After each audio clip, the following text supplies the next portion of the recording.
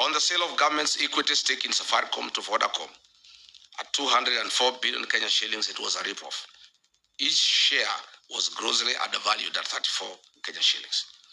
Why didn't William Ruto allow the use of an open price discovery, or even better, allow a regulated cooperative and SACCO fraternity with over 1 trillion in deposits at the end of December 2025 buy out this stake?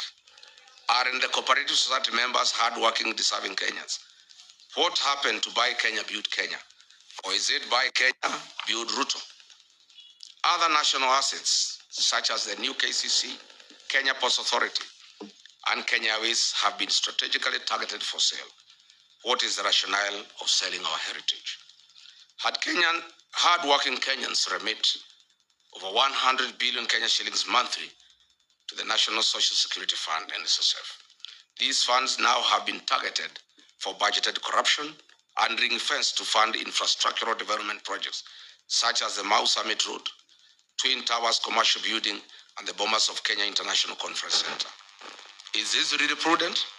Are our pensioner funds safe? What is the role of the mysterious dual citizen investment banker in structuring the fund management contracts issued by NSSF? The Communication Authority of Kenya, Universal Service Fund, has recently approved the transfer of 45 billion Kenya shillings to the National Intelligence Service, allegedly for the procurement of an ICT system whose market value is only 2.5 billion. This approval was given by the then chairperson of the Communications Authority in the hope that her business loan would be repaid from the proceeds. As explained earlier, China Road and Bridge Company, CRBC from China, is the major conveyor of corruption in Kenya and is the recipient of projects worth 1.2 trillion, namely the Naivasha, Alaba SGR, Mombasa SGR, JKI modernization projects, Talanta Stadium, Southern Bypass, Eastern Bypass, Western Bypass, Makuba Bridge, and Bombers of Kenya, among others. Patriotic Kenyans, over the last 4 years, Mr. William Ruto has systematically eroded the values, principles, and institutional structures of Kenya's public service that was built to ensure an efficient, ethical, and representative government workforce. Today, the public service is demotivated and has taken a back seat, as William Ruto single-handedly runs the operations of government without any professional input from our dedicated civil servants. No wonder government programs are launched and they are after repackaged for another launch. Dear Kenyans, the Church of Christ has been a major casualty of William Ruto's deception. On 5th May 2022, he executed a charter between the churches and the Kenya Kwanza Coalition. He committed that his administration would protect the freedom of worship in Kenya and respect the church as a societal partner in national development. Fast forward to 2026, he has introduced punitive legislation through the Religious Organization Bill 2024, aimed at controlling the activities of the church. He has also increased fees required to carry out official activities. Who can forget the 2026 brutal murder of Reverend Julius Dumia of Nakuru PCA? Who will ever forget the attacks on Wetima ACK Church? Who will ever forget the attack of All Saints Cathedral? On 4th October 2020, William Ruto, then Deputy President, was expected at AIPCA Church in Keno. Police officers tear-gassed the church. At the time, William Ruto said, "The Jubilee administration is a product of kneeling and prayer before many altars in Kenya. It cannot be the same administration is now going to tear-gas the church and disgrace our altars in Kenya." William Ruto then said, "Today, as president, the church is a serious attack. He has taken the attack to the church a notch higher, beyond tear gas, live fire, torching of vehicles, and a clear intention to kill an altar. He has completely betrayed the Church of Christ. This cannot be forgotten." Mr. William Ruto has completely betrayed the Church of Christ that prayed him into government. The economic burden on ordinary Kenyan worker has also increased. The Federation of Kenyan Employers has also reported that in 4 years, a number of local and international companies either closed operations or exited the Kenyan market. These include CMC Motors, Base Titanium, Nakumat, Trigger Industries, Ilaru, Jumia Foods, and Hilton Hotels. Today, households continue to experience severe financial squeeze due to cumulative tax charges, high utility costs, transport costs, and a stagnant job market that has limited formal opportunities. While in office as Deputy President of the Republic, I championed the restoration and the recognition of prior learning program as an avenue to increase opportunities and income for non-certified but skilled Kenyans that are the providers of goods and services that we consume as a nation. Further, I developed a framework of cooperation and engagement between Nairobi City County Government, Nairobi County Traders, KRA, Anti-Counterfeit Authority, and the Kenya Bureau of Standards. The objective of the framework was to A, provide a platform for resolution of disputes arising out of trading activities and the informal sector, foster goodwill, cooperation, and consultation between the parties, recognize the importance of collaboration in achieving shared goals in the informal sector, and promotion and improvement of the well-being of traders and their micro, small, medium enterprises. What happened? As soon as I left office, William Ruto and Nairobi City Governor Johnson Sakaja abandoned this framework. You all remember that on 8th August 2022, a liter of super petrol retailed at 159 shillings. A liter of diesel retailed at Kenya shillings 140. As we speak today, the price of super petrol is 214 Kenya shillings and diesel 222.86 for a liter of diesel, representing an increase of 34.05% and 59.18% respectively. These increases have been contributed to higher transport costs, increased food prices, and a greater pressure on household incomes. Kenyans will recall that on April 2026, I exposed the opaque nature of the government-to-government framework and detailed its contribution to an increased landed cost of fuel products. The whole scheme and con game were nothing like G to G. It is government route. What I'm saying in a nutshell is that the high cost of fuel has nothing to do with international prices. It has everything to do with business interest of William Ruto, where he is a key player of oil importation and distribution in the country. The average Kenyan worker loses between 45 and 50% of their monthly earnings that are deducted through punitive levies and taxes, leaving significantly less disposable income for their households. For example, a teacher in Wajir earning a gross salary of 50,000 in 2022 took home approximately 42,000 Kenya shillings. Today, under William Ruto, the same teacher who is making 50,000 takes home 38,000, while facing substantially higher food, fuel, transport costs, reduced school capitation, and increased challenges in accessing healthcare.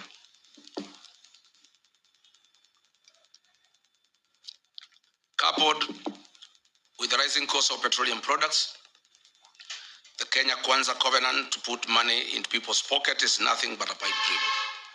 If anything, Mr. William Ruto has achieved the complete opposite and has taken money out of Kenyans' pockets, leaving them with a reduced net disposable income. This covenant was central to the plan to improve the lives of Kenyans.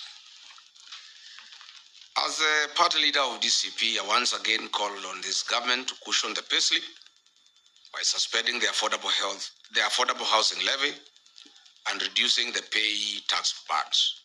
This, together with the review of petroleum price framework, taxes charged will give Kenyans an increased net income. A punitive and unpredictable taxation regime is one of the principal causes of the high cost of living.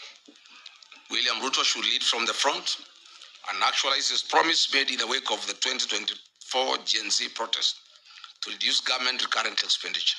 State House does not need 18 billion Kenya shillings for 12 months.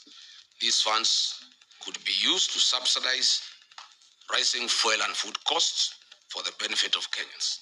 Or better still, these funds can be used to ensure farmers in arid and semi-arid lands have access to clean water for domestic purposes, farming, and for their livestock.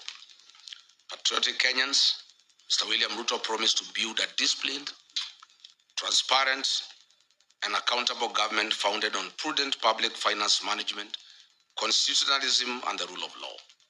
He pledged to reduce the cost of government, manage public debt responsibly, eliminate corruption, strengthen institutions, and uphold the Constitution while protecting the rights and freedoms of every Kenyan. 4 years down the line, the government introduced new tax measures, expanded statutory deductions, implemented changes to public finance management, and undertook toxic borrowing to finance government programs. It also introduced reforms affecting public institutions and the administration of government. Instead of easing the financial burden on citizens, the tax burden has increased significantly. Households have experienced reduced disposable income while facing higher prices for food, fuel, electricity, and other basic commodities.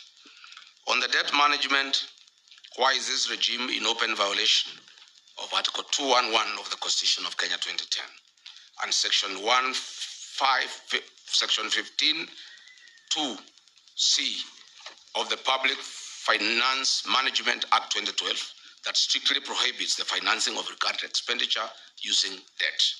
Looking back, we know that the Grand Coalition government borrowed an average of 200 billion shillings annually. The Jubilee government of Uhuru Kenyatta borrowed an average of 700 billion shillings annually.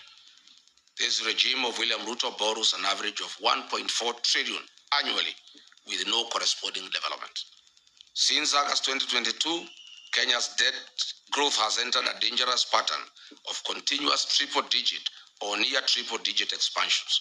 As we speak today, every citizen of Kenya and every child born as of this morning has a debt of Kenya shillings 221,000. This country has a debt of 13.02 trillion, up from Kenya shillings 8.6 trillion in August 2022 when William took over. Mr. William Ruto has borrowed in excess of 5 billion over the last 4 years. This regime on a borrowing spree borrows an average of 3.5 billion Kenya shillings daily and steals 3 billion shillings daily. Why borrow to steal? On average, this government steals from the people of Kenya 125 million shillings every hour. Calculated, this government is stealing every minute 2 million shillings from the people of Kenya. Dear Kenyans, the National Treasury has delayed disbursing the equitable share of revenue to counties. These cash flow delays have routinely stalled county operations, delayed staff salaries, and inflated pending bills to over 156 billion, despite legal mandates requiring timely monthly transfers. Misplaced priorities such as funding State House budget by 10 billion, building state lodges and airstrips has caused cash flow constraints. The strengthening, devolution, and improving the timely disbursement of funds was at the core of the Kenya Kwanza Covenant with the people of Kenya. Once again, this promise has been broken. Patriotic Kenyans, ladies and gentlemen, measured against the promise to lower the cost of living, improve access to affordable credit, and strengthen small businesses, the evidence presented suggests that many Kenyans have yet to experience the relief that was promised. Mr. William Ruto made an ambitious commitment to the people of Kenya. The promise was to place young people at the center of Kenya's economic transformation and restore hope to millions of young people seeking meaningful work. The population of Kenya is 75% youthful.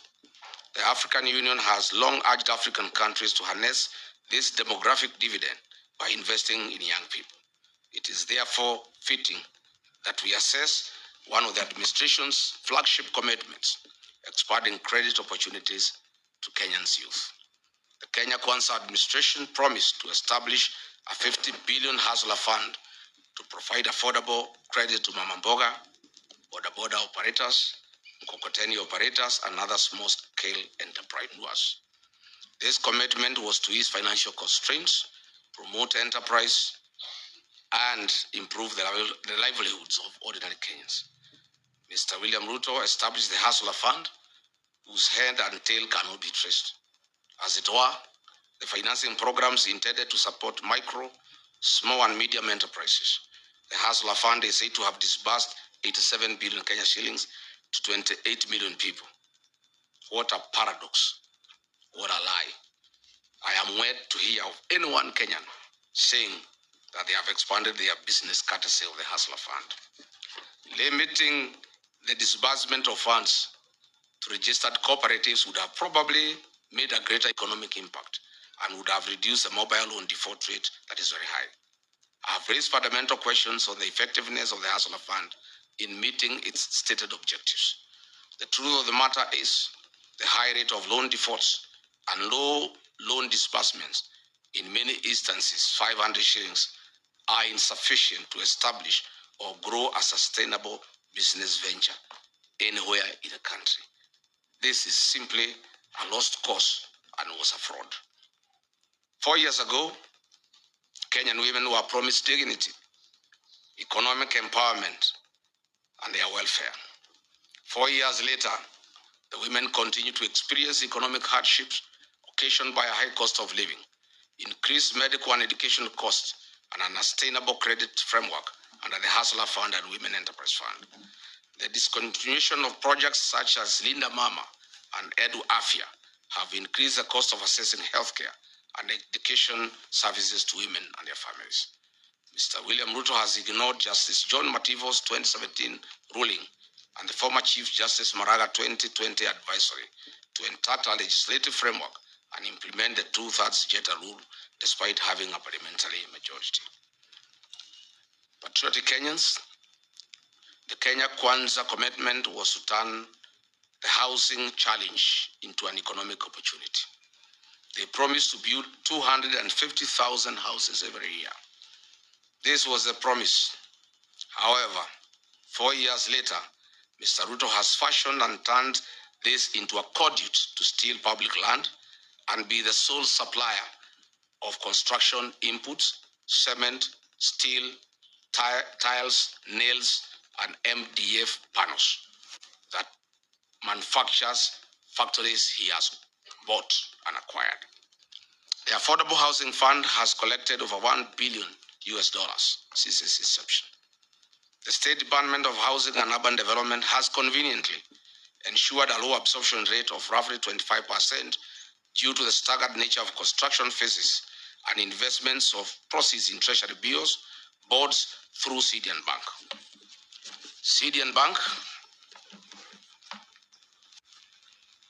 CDN Bank is today classified as Tier 2 medium-sized bank.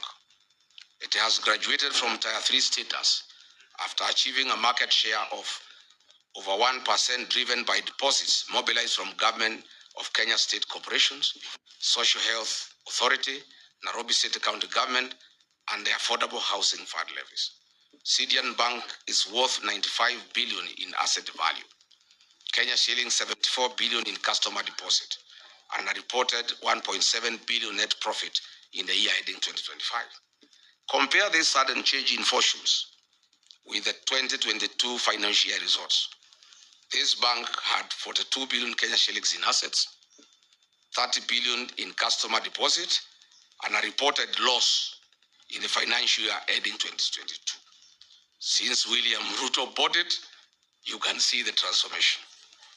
This housing scheme is nothing but a personal business that guarantees the exclusive single source offtake of steel, MDF panels, nails, iron sheets, tiles, cement by factories owned by William Ruto and his allies. The levy proceeds are the reason why CDN Bank deposits have increased tenfold for the 4 years. If it were a genuine program, why is it being forced down citizens' throat? There was no promise to raise the payslip of the Kenyan worker in the name of a punitive housing levy. Private businesses must be left to do their work as the government does its work. It's important that the workers of Kenya know that monies deducted from their payslip is invested in CDN Bank, owned by William Ruto, who is collecting the profit. In my view, and as expressed before, the affordable housing scheme should be made optional to Kenyans to allow them to participate at their own free will. Fellow Kenyans, Mr. William Ruto had promised that within 30 days of his presidency, he would establish a quasi-judicial public inquiry to establish the extent of cronyism and state capture in the nation and make recommendations. Unfortunately, over the last 4 years, Mr. William Ruto himself has captured the state. He has focused on centralizing control of independent constitutional commissions, state entities, public sector procurement, and unwarranted sale of strategic national assets. All these measures are aimed at achieving the sole objective of enriching William Ruto at the expense of 55 million Kenyans. It should be noted that William Ruto has achieved the milestone of being certified as a US dollars billionaire in a record 4-year courtesy of looting Kenyan public coffers. Mr. William Ruto's 4 years in office has accomplished a mission of driving Kenyan entrepreneurs out of business. Contractors are out of business. Traders are out of business. William Ruto has captured all businesses and he is in competition with the Kenyans that he leads. He has used his office to flex muscles on traders. Where he has not pushed, his cordial CRBC has come in. Mr. William Ruto has investments in virtually every sector of Kenya's economy, namely banking and finance through CDN Bank, investment banking through Rock Investment Bank, a CMA license issued in 2026, and is a fund manager of NSSF and PSSF pension funds, insurance through Amaco, capital markets through ZD platform, hospitality through Weston Hotel and Leeds Caraton in the Mara, cement through the various companies that he bought, including Baburi and East African Portland Cement, betting through SportsPesa, Sportbet and Betika, aviation through Kwale Island Development, healthcare through Nairobi West Hospital, telecommunication through East African Device Assembly Limited, oil and energy through Gulf Energy and oil marketing companies, energy gas through Taifa Gas, construction, farming, currency security, he has recently bought Daru, transport, he has even gone into the matatu business. He now has over 100 matatus in Nairobi, agriculture, poultry, minerals, gold prospecting in Aboseli, Logorian, Transmara, DRC, including in Darfur. Literally, all business people in Kenya have been driven out of business by William Ruto. The Parliament of Kenya has failed in its legislative oversight and representative role. Its members, except the few who hang around with me, are on record boasting how they are paid for everything that they pass in Parliament. I must remind all parliamentarians that they are accomplices to criminal acts. Under the archaic leadership of the UDA with winger Moses Wetangula, the National Assembly is one of the major causes of the suffering of Kenyans by passing bad laws like the Finance Bill 2024, whose provisions were later sneaked through amendments and omnibus legislation. Mr. Williams Ruto's attempt over the last 4 years to undermine the office of the Auditor General has been frantic and uncalled for. He now wants the Auditor General arrested for resisting theft of public funds. The people of Kenya will not allow it. Mr. William Ruto has made IPOA non-functional in the last 4 years. An attempt was made through a Gazette notice to put it under the Ministry of Interior so that they can cover all the crimes against Kenyans and the police. Fortunately, our court stopped this covert mission. Historically, IBC has been an institution under low public trust. It is in the public domain that IBC, as currently constituted, enjoys low public trust among Kenyans. The threat by the chairman Ethocon to suspend or allow by elections if there is violence is a clear indication that he is a manipulation of William Ruto. The Central Bank of Kenya is one of the most critical government institutions we have. However, through the National Assembly, the CBK Act was amended recently to allow the purchase of gold and other precious metals. This is gold bag season 2 loading. Kenyans should be alarmed that CBK has not received currency supplies from Germany for 4 months after it became apparent that the government wanted money diverted to Mombasa and the German suppliers were reluctant. We have also noted the recent changes in the ownership of Dilaru, Kenya, and Kenyans are keenly watching the space to establish whether they want to print currency for bribing voters in the forthcoming general election. Allow me to give 2 practical examples of how William Ruto has captured institutions. I'll use APOA and KWS as examples. At IPOA, we have over 1,000 cases of police excesses that have been reported over the last 4 years by the people of Kenya. Only about 10 cases have found their way to court. Mr. William Ruto has deliberately slowed down the activities of IPOA. Some few days ago, the Aboseli National Ecosystem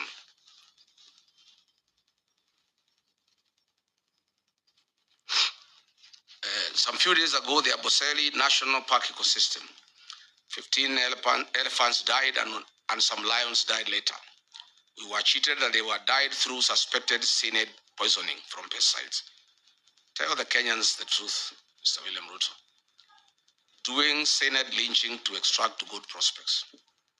And this warning goes to the people of Ikolomani in Kakamega, where Mr. William Ruto is eyeing your gold deposits. Be very careful. Again, the CS for Health issued Gazette notice number 11492 on 30th July 2026 on the mandatory inbound travel health insurance for tourists traveling to Kenya to have travel insurance in Kenya. We know the reason. This is because goons are after tourists in the country, and now they want to force an insurance policy down their throats. To demonstrate what professionals in this government feel and go through, allow me to quote Professor Njogona Ndungu, the former National Treasury Cabinet Secretary, during a development forum in Sweden. And I quote, "The capacity to do the right things exists, but is overshadowed by institutional failure, where someone seeks to overrun institutions. The current president is overrunning all institutions, leading to conformity driven by fear within these institutions," close quote. What is this if not impunity of the highest order? Patriotic Kenyans, historically, land is one of the most emotive issues in Kenya. Sir William Ruto has promised to settle all historical land injustices in Kenya and resettle millions of squatters across the country. Unfortunately, he has called the lowest in this matter and created many war fronts on the land question. Over the last 4 years, William Ruto and his cronies have been involved in an historic high level